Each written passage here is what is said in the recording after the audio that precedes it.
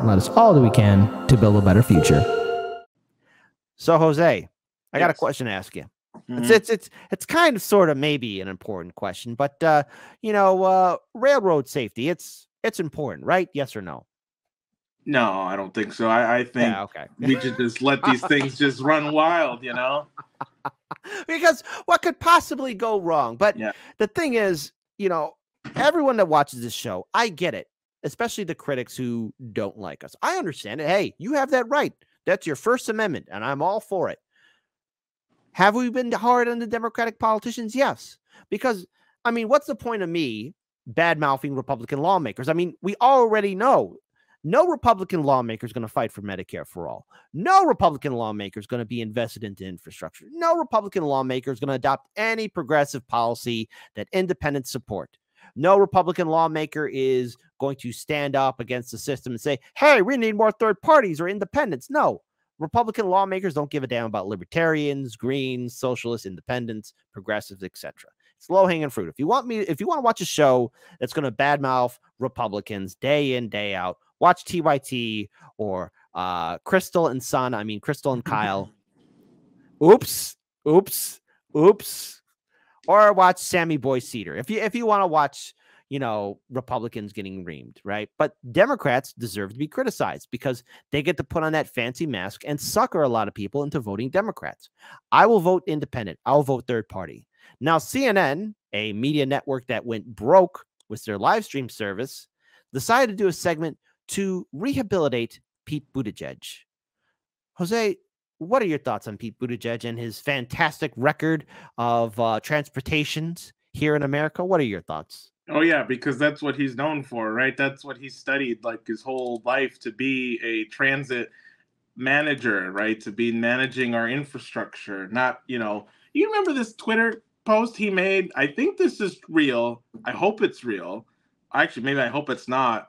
Where he said something like, I didn't carry a weapon in another country just to see it used against my own people here. And it was like, what the fuck do you mean by that? Like, it's okay to use weapons over there, just not over here? And then he said something like, sorry if that came off wrong.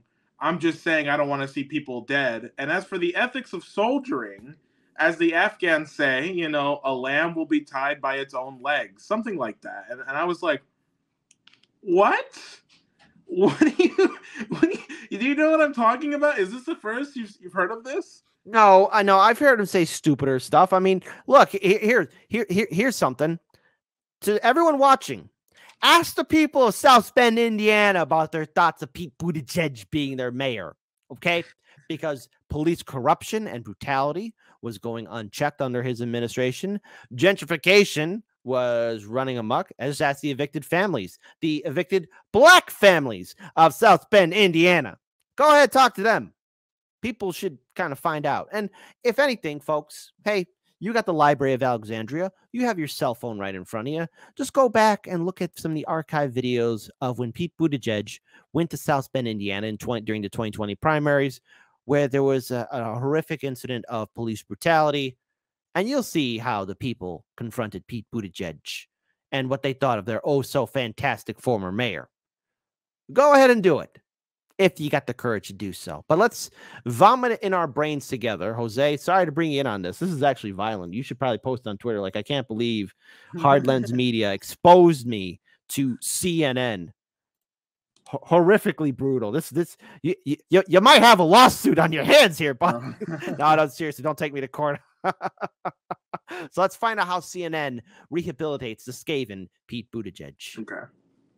This morning, we have a new CNN exclusive interview with the Department of Transportation Secretary Pete Buttigieg. Speaking to our own Isaac Dover, Buttigieg is acknowledging some mistakes in his response to the East Palestine, Ohio train disaster. Mistakes? And he admits that he should have gone to the devastated community sooner. The act created a political firestorm with Buttigieg at its center. The Transportation Secretary has become a target of an almost unrelenting onslaught of professional and very personal attacks from conservative media. No, all media, all independent media, not just conservative media. Now, you're not going to play that game, CNN. And let's face it, it's warranted criticism. He's always on vacation. Jose, how many vacations have you been on? Last time I was on one was when I was like 6 months old, I think, and my parents took a trip to El Salvador. So, oh, guess what? Pete Buttigieg is so cool. He gets to go on vacations every single month, man. what? Yeah. You know, man, if I'm Pete Buttigieg's PR people, and I'm like his DNC guy, honestly, this is the best time to announce your bid for presidency. Just do it right now. There you go. There you go. What is he, 150 pounds wet? Not even a size small construction vest fits this guy. It's draping off of him. He looks like he's wearing a costume. If Pothole Pete seems lazy and out of touch to all of you, that is because it's true. There's never been a cabinet secretary this flamboyantly incompetent and this so obviously uncaring, almost to the point of evil, if we're being honest about it. That is just great. Those are great. Good. Yeah. Those are great. I don't care if people want to say we're being mean, Jose, we're mean. Some people are mean, and I guess it's just me and Jose right now. So there you go. Damn, those Fox News guys were pretty good though. That Jesse Waters, what is he, like 120 pounds? No, actually, no. Jesse Waters being more generous, 150 pounds wet. Yeah. Oh man. Laugh together with the people of Hard Lens Media. Yeah. Buttigieg is now hitting back, telling CNN he's hitting back. Really. It's like, stop making fun of me. Yeah, right. He's gonna find a way to blame Trump for all this. Watch. Oh yeah, no, they already have. So hey, Trump's their go-to guy. Without Trump, these people have nothing. He is the only reason why anyone is relevant from the 2016 election year. It's because of Trump. Trump is the biggest. It really is. Trump. On the off chance you watch this, you were correct. You are the biggest job creator ever. Yeah, Orange Jagoff. Really rich to see some of these folks, the former president, these Fox hosts who are literally lifelong card-carrying members of the East Coast elite who wouldn't know their way around a TJ Maxx if their life depended on it. Hey, a TJ Maxx. TJ Maxx. That's pretty cat fancy, you know. Gee, Pete Buttigieg, why are you dragging TJ Maxx into your mess, man? TJ Maxx should say, "Hey, keep my name out of your mouth," like how Will Smith told Chris Rock, "Keep my wife's name out your mouth." To be presenting themselves as Buttigieg wants to be taken seriously. God, no, I can't take him seriously either. I mean, let's face it, Tulsi Gabbard. Not only did she smack around Kamala, but she smacked around old Pete too. He was like, "Oh, stop hitting me, stop." No, go ahead. No, let's be for real. Like the only reason he got this cabinet position was because he conceded the race. Remember, there was this Super Tuesday. Super Tuesday. And then he drops out of nowhere. I guess they were like, "We'll give you a position in the office. We swear, we'll give you a position in the cabinet." Then this was it. Right? Yep. That's what they did. That's what they did, folks. As if they genuinely care about the forgotten middle of the country. You think Tucker Carlson knows the difference between TJ Maxx and Kohl's? CNN's Isaac Dover did that interview and joins us now, and he has the answer to that question. I'm just kidding. I don't know if Tucker Carlson knows his way. It's just kidding. But it is significant that he's acknowledging the mistake, but also going on the offense a little bit. Yeah, look, what we've seen over the last bunch of weeks here with the train derailment, and even before that, with the flight delays and cancellations in Southwest, anytime anything comes up about transportation, suddenly it's Pete Buttigieg's fault. And as a point out in the article, it is his fault. He is the head of the Department of Transportation, genius. Yeah. I mean, the buck stops with him. He's the guy in charge of it. I mean, he's the dude, right? Wrong? What has he been doing since he's been in office? It's been, what, 3 years? Well, 3 years? Vacation. 2 years? Vacation, man. Like, you got to be cool. Come on, Jose. You know better. I'm just saying, you want to put the blame on Trump. Okay, fine. Like, what have you been doing to remedy that? Like, I know all these union people in Ohio have been writing letters, have been complaining, saying like, "Hey, we need to fix this." And what people would have just went in Cancun, in DR, just living it up, with his cocktails, can't be bothered, right? Well, what does he have to worry about rails? He takes planes, right? Well, actually, he takes private planes, so there you go. But, of course, there was a photo of him getting on a regular commercial flight, just so it looks like he could fit in with the, regular person, the average person. But, look, he has to be criticized. This is his fault. And you can't hide behind Trump. Look, Trump is responsible for a lot of things, but he is not the creator of this neoliberal system. He is a parasite that knew how to take advantage of it, folks. You know, when Dave Chappelle was saying, hey, when Trump was debating Clinton, we all saw it. Trump said, yeah, you know, the system is rigged. And how do I know it's rigged? Because I've used it. And then Hillary Clinton says, this man doesn't pay his taxes. And he says, yeah, that means I'm smart. And then he also went on to push back saying, and I know you won't do anything to fix it because your friends use the same system I do. So in other words, it's not Trump's fault that he exists. He knew how to take advantage of an environment that was created by these politicians who are just like Pete Buttigieg, who like to hide and whine and complain and not do anything. Article. You don't have that when the price of eggs went up. It wasn't like Tom Vilsack, the agriculture secretary, was on the hot seat in this way. Buttigieg obviously ran for president and did pretty well. Actually, all of them should be on the hot seat. All of them should be. All of them. All of them. And Biden is getting as much shit for this as much as Buttigieg is. So yeah, but here's the thing. Look at him. He's there. Like, Pete. Okay, first of all, you didn't get there right away when the people really needed you. And number two, you put on that hard hat and look. He's looking at. Do you even know what you're looking at, Pete? Yeah, right. He's just like gonna try and look like I know what I'm doing for a few minutes while they take pictures. Yeah, and he's gonna probably point his finger like, "What's this here? This," and it kind of looks like he's doing something. You know, this is the definition of lying on your resume and getting the job. Yeah, he doesn't know. It's like that episode of The Simpsons where Marge was working at the Springfield power plant. And when she's put in the computer, she says, what do I do? Because she lied on her resume. And Mr. Smithers says, Marge, I don't need to tell you how what to do. On your resume, you said you built these computers. It's like, oh, no, Pete. Yeah. Bit off more than you could. There's a lot of speculation he'll run for something more in the future. And that has made him a target. It's made him a target for the right. It's made him a target for the left.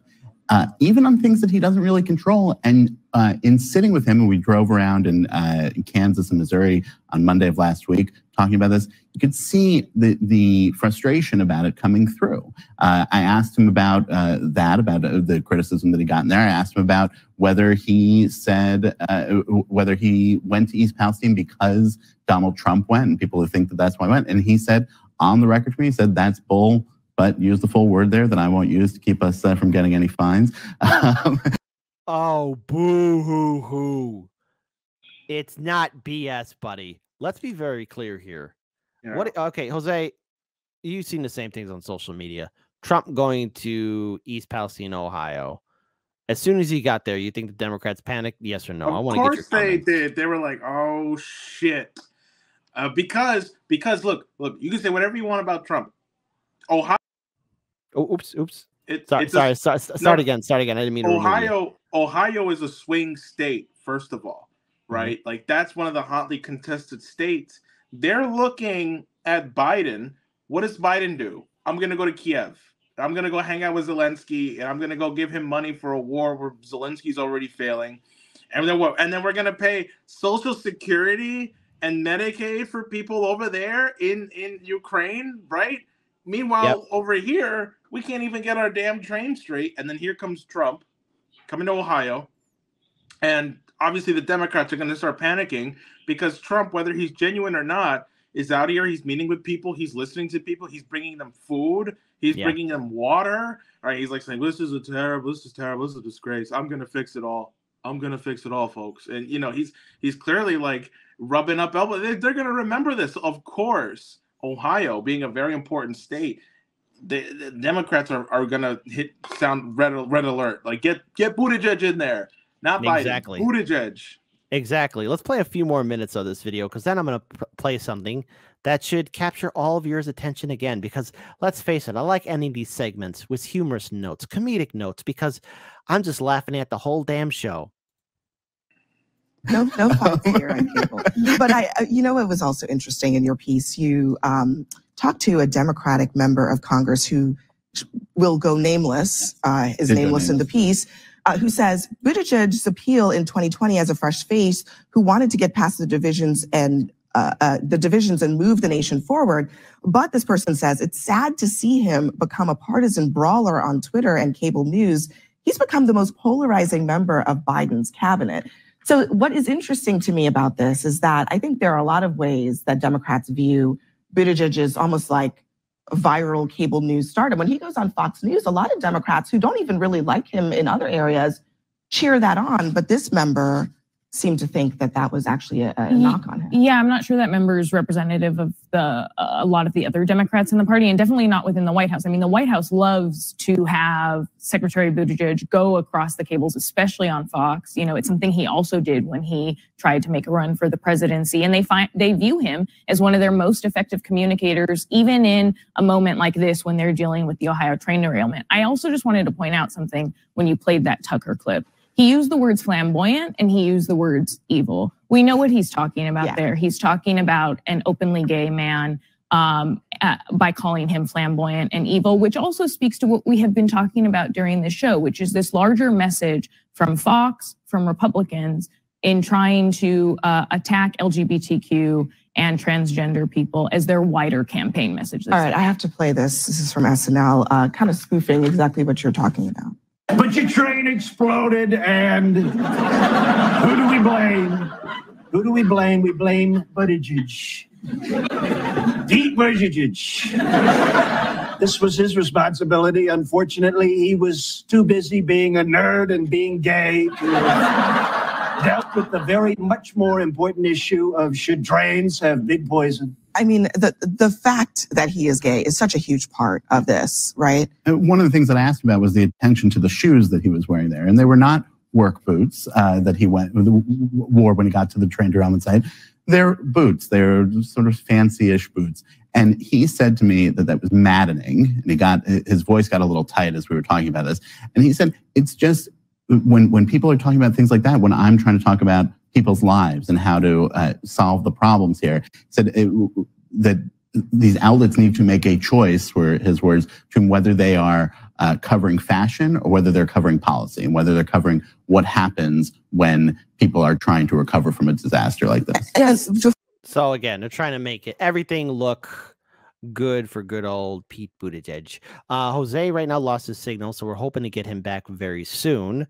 So message me back, Jose, as soon as we can. And oh wait, here he is. He has returned to us. So real quick, just so you all can see this is all nothing but one big little fluff piece to defend Pete Buttigieg. And that's the unfortunate madness that we have to deal with. But real quick, as we get Jose to come back on the show, I also want to pull out this video here. Because like I said, I always believe in having good comedy. Look at this. This happened today. BSDNC. Another Norfolk Southern train derails in Ohio. Hold on for everyone watching this. Another Norfolk Southern train derails in Ohio. So that video of all those little fancy pundits sitting around giggling and trying to defend Pete Buttigieg, you got your work cut out for you, my friends, because, again, another train derails. So shout out to Case Study QB. I don't know how you're sitting through this, buddy. I really don't.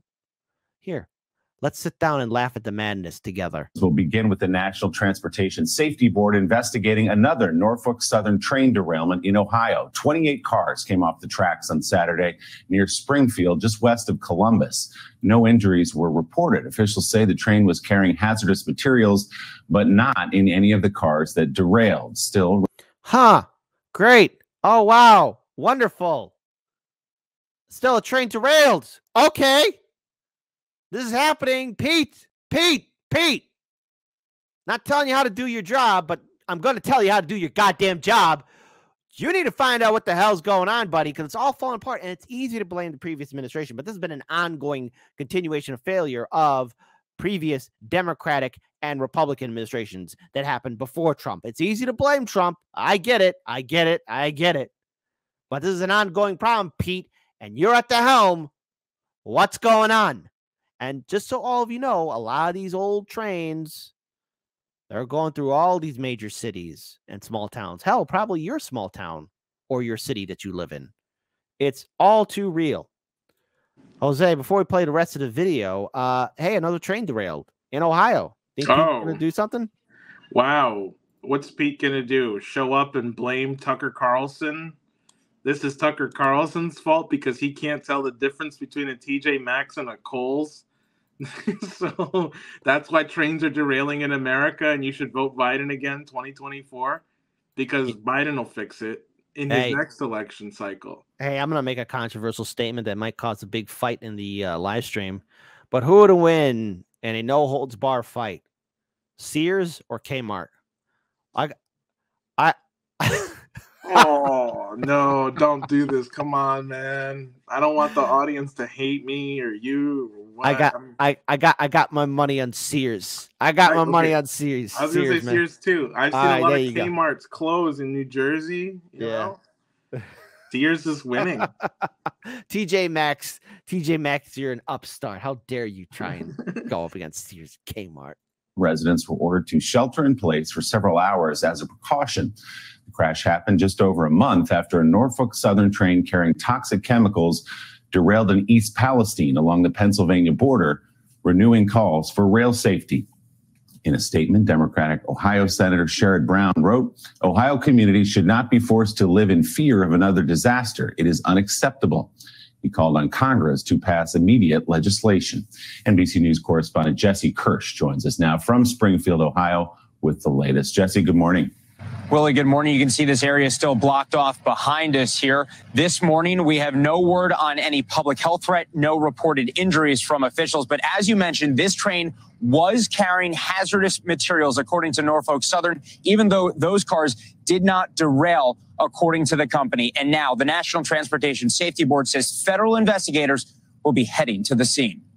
So, Jose, did you see this video clip of BSDNC of good old Chuck Todd saying, oh, hey, good news. Train derailments aren't as bad. And some of these train derailments, you know, a lot of them weren't carrying hazardous materials. I think, I think I did see that. So folks, look, I don't think Jose and I are experts on trains or everything, but when you say there's been other train derailments and they weren't carrying hazardous material, okay, I'm thinking, all right, some trains are carrying livestock, poor animals, and, you know, get derailed, and, you know, that's a horrific way for those animals to die. Some trains are carrying, you know, cargo, but there's another type of train too. You know, I think it's like people use it, passenger trains. So when those trains derailed, like, hey, that's not a good thing because some of those trains that derailed, oh yeah, there's people. Not hazardous material to destroy a community, but maybe, I don't know, some people died. You know, there you go. Just throwing it out there, folks. Just throwing it out there. Another Norfolk Southern derailment, again in Ohio. The harrowing moment captured on camera. This driver backing away from a railroad crossing Saturday as several train cars came off the tracks in Springfield.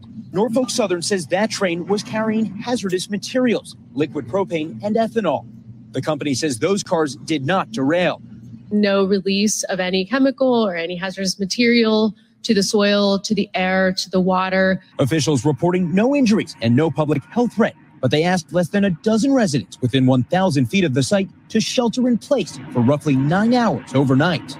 So in other words, what do you think that means, Jose? That there was some leakage or some danger? Your thoughts? They asked people to shelter in place for 9 hours. First of all, how can you ever believe anything that comes out of their mouth? How am I, an Ohio resident, hypothetically, I'm a New York resident, but an Ohio resident, how are they supposed to believe anything that comes out of these guys' mouths? Oh, trust us, there weren't any chemicals that leaked. Yes, the train did derail with hazardous stuff on it that's really bad to inhale, but it's cool. Only like a tiny bit leaked. It's all right. It's only a tiny bit. Just like that reporter who was covering Jimmy Dore plays that video of that investigative journalist sniffing a backpack that was exposed by I don't know, chemical weapons. Like, you don't sniff that. You don't sniff that. No. If someone said, hey, there's a backpack that was exposed to dangerous chemicals, here, sniff that, I'm gonna deck that person in their goddamn jaw. Oh yeah. I agree. Get out of here with that. Some who live miles away, largely unfazed. I assumed that, if it was a folks, don't be that person feeling like you're unfazed. All these trains go through neighborhoods and cities. In Chicago, we got a lot of them to go through our city too, on the southwest side, on the north side, all of that. And no, what's happening in Ohio scares me. And I don't care if Ohio went red during the 2016 and 2020 elections. Those are American civilians, citizens, whose environment and homes have been polluted and destroyed because of Democratic and Republican failures. The politicians failed the people of Ohio like they're failing everyone all across America. I am concerned. And because I'm not from Ohio, I am concerned that's going to happen somewhere else. Hell, maybe in my city, maybe where Jose lives in New York. I don't know. It's a serious problem. You should be scared. Jose, your thoughts? Well, look, I mean, the collapse of the railroad infrastructure and the train infrastructure altogether is just a symptom of the economic order dying. We switched in the 70s from a physical-based economy, meaning we judged our economy on our infrastructure, on the health of citizens, on the education of citizens, and how employed citizens were. Now it's all speculation. Railroad companies back in the 80s said, you know what? Why do we care about making these things run on time and efficient? We could be making way more money if we cut back our staff, if we stop putting a lot of money in maintenance, if we stop putting a lot of money in training. I mean, hell, it runs itself, right? And that's exactly where you are right now. I have a friend of mine who's doing a lot of research into like how railroad companies are, doing their business. And he discovered that a lot of the reasons why there's deregulation, why railroad companies lobby the Congress to get off their ass and, let them cut the workforce is because they just want to make more profit and more money. And then so there have been union people who've been writing letters to Congress and to Pete Buttigieg, basically begging like, hey, listen, like our guys aren't being properly trained. This is all just to make money for the economic system. Either do something about it or nationalize the railroad system because they don't care about you. They don't care about us. They don't care about running these things efficiently. They just want to know what makes them the most money. And repairing railroads are pretty damn expensive, so why do it? Just keep running them. Exactly. anything important, I'd probably get on my phone. So you weren't too worried because you weren't getting any kind of alert. Yeah, exactly. You should Authorities also say they were not aware this train had hazardous material on board before the derailment. We were not notified, which is not uncommon. This Dayton area incident comes about a month after Norfolk Southern's toxic derailment, roughly 220 miles away in East Palestine, Ohio. State officials say they were not aware of that train's hazardous cargo either before its derailment. What do you say to people? No one's doing their goddamn job. People say you shouldn't be operating right now. I would say that, first of all, safety is our number one priority. The railroad says the train had 212 cars. Hey, audience, let's have democracy in the chat. Do you believe that safety is the number one priority?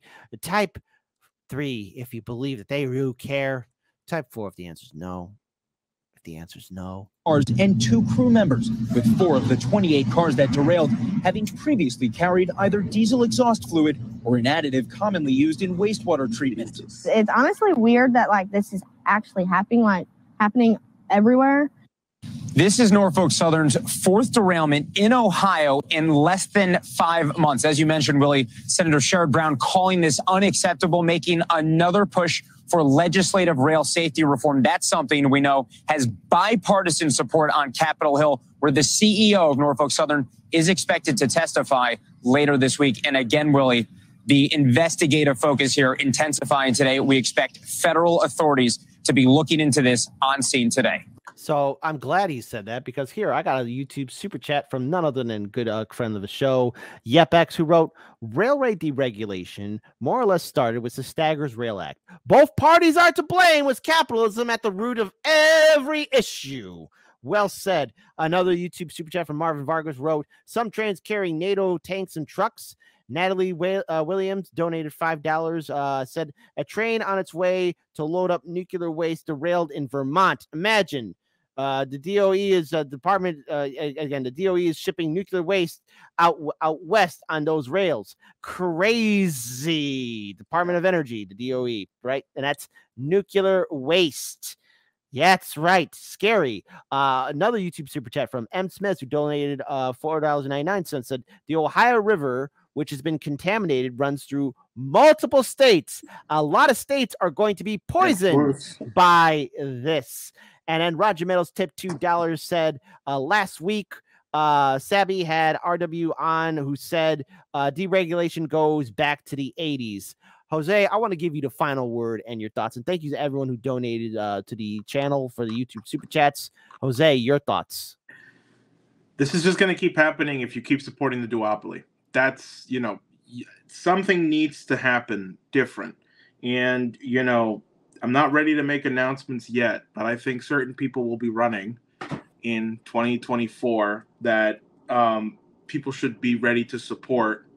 And I think what is required right now is a complete, you know, we know how to fight. We know how to fight back.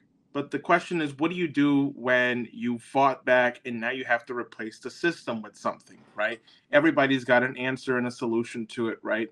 I had a libertarian guy tell me, you know, I agree with you that we need to get rid of the cancer in our government, but then you don't need to do anything. And I said to him, well, if you get rid of a cancer in a human being, that's a good thing, but you don't guarantee their survival long term, right? Because that person has to eat and they have to survive and they need to get something to keep sustaining them. And I think ultimately we are all responsible for that. We are all responsible for making sure that we get the government that we deserve.